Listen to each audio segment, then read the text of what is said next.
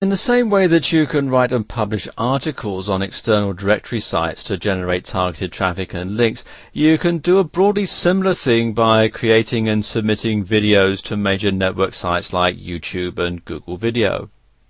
However, unlike articles, videos tend to be a resource that you can use to drive traffic to your site extremely quickly, and the return on your efforts is likely to be very well rewarded, especially if a video that you publish becomes very popular. If you use Google as your search engine of choice, you've probably noticed that videos are nowadays featured on the search results pages, and you can see we've got a few here. But here's the thing to understand about why those videos are featured here. At the moment, Google and the other major search engines don't have the ability to pass information from inside a video, so what puts the video on the search results pages are the keywords included in the title and description rather than the content of the video itself. And this is important to know, as it presents you with an opportunity that many marketers miss. If you weren't aware of this fact, it would seem logical to create your videos in a similar way to how you write your articles, with the video itself being tightly focused on your keyword terms.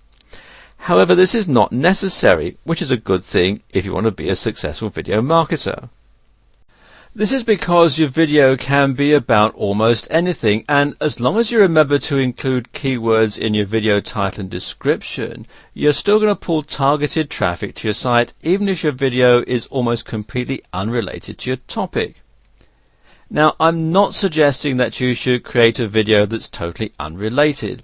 However, with videos, you do have the flexibility to make a video that's only vaguely related to your main topic that will still draw targeted traffic to your site as long as you use keyword terms in your written supporting materials.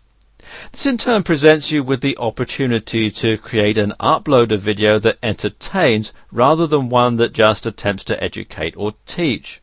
This is an extremely important factor because people who use sites like YouTube and Google Video do so because they want to be entertained rather than through any deep desire to be taught.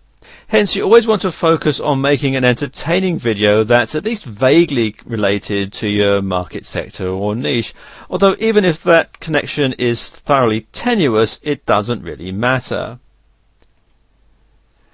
When you're planning your first video, remember that the primary purpose of publishing that video is going to be to pull targeted traffic to your website, so the video should be made with this very specific objective in mind.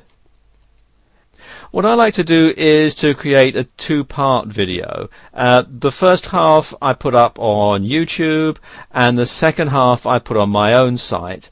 And in this way, if your externally published video is entertaining enough, you've got a hook to pull people who've watched this video to your site. They're going to go to your site to watch the second part.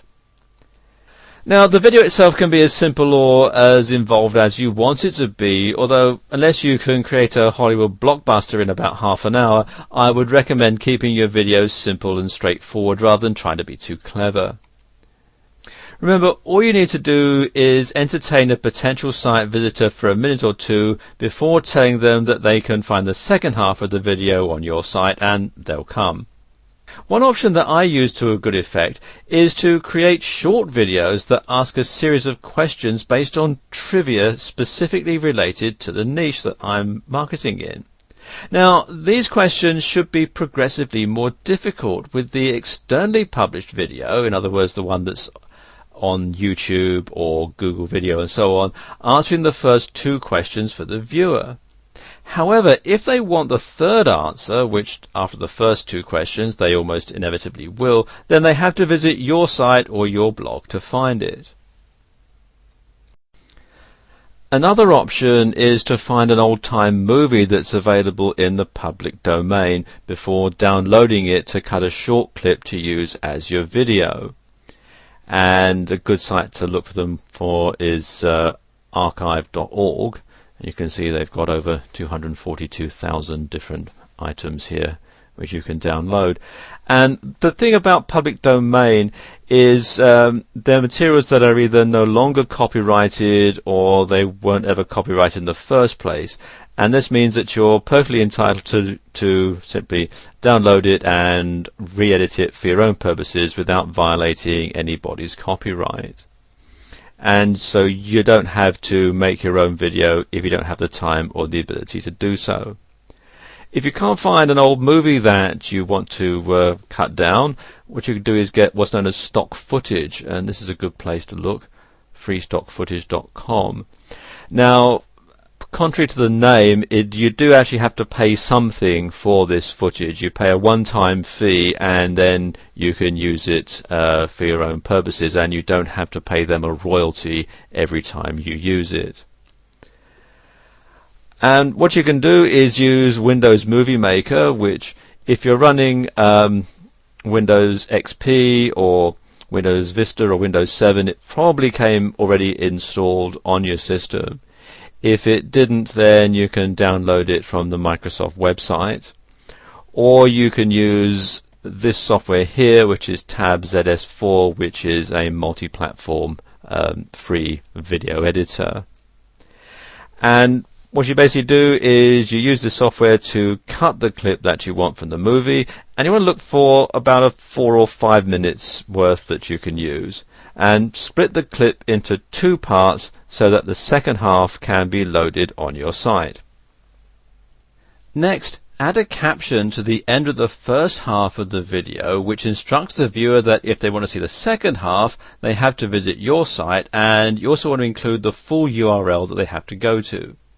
Now, of course, unless you leave the URL visible throughout the video, which you can do at the bottom of the screen, although some people do find it distracting, it might be quite difficult for the viewer to get the full URL down in time, but don't worry about this, as I'll give you the solution to this problem in a minute. Now, with your video ready to go, the one final job is to create the title and a description before uploading it to the major networking sites. As suggested, it's in the title and description that you include the keyword terms with which you're trying to drive the targeted visit to your site. And this example from the Google upload site shows exactly how it's done. The title here, well, that's got the 2 main hair loss related keywords, and the first line of the description has got the URL of the exact page that I want this video viewer to go to after they've finished watching. Now, the reason that you do this is that it creates a clickable hyperlink that's going to appear right next to your video, which of course makes it far easier for the viewer to visit your site. Furthermore, by leaving a space after the hyperlink and before the first line of the description, that makes that hyperlink stand out a lot better. Now, this is a relatively simple trick, and it's also an extremely powerful one. It's a really powerful way of driving targeted traffic to your site, and it also generates a one-way link from an incredibly popular site to yours as well, so never ignore this.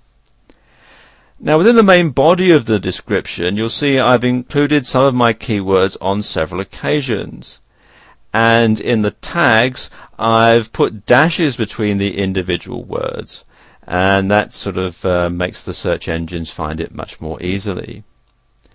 Now, this is the way that you should create your title and descriptions for all of your video uploads, because doing so ensures that anyone who's looking for a video that's related to your market sector or niche is likely to find your work. Furthermore, by focusing on your keywords in this way, you increase the chances of this video featuring on the search results pages as well. Okay, with the video ready to go, you could upload it to YouTube manually, but think about how much more powerful it would be if you upload the same video to over 20 of the major video networking sites all at the same time. Well, you can do this with one submission through TubeMogul, and the best part of all this is that it's entirely free to do so, although you are restricted to the number of times you can submit videos at no cost every month. However, you could also ask the owners to allow you to extend the number of submissions that they will allow you, or you could alternatively use a relatively cheap service of someone like HeySpread to achieve the same mass submission objective.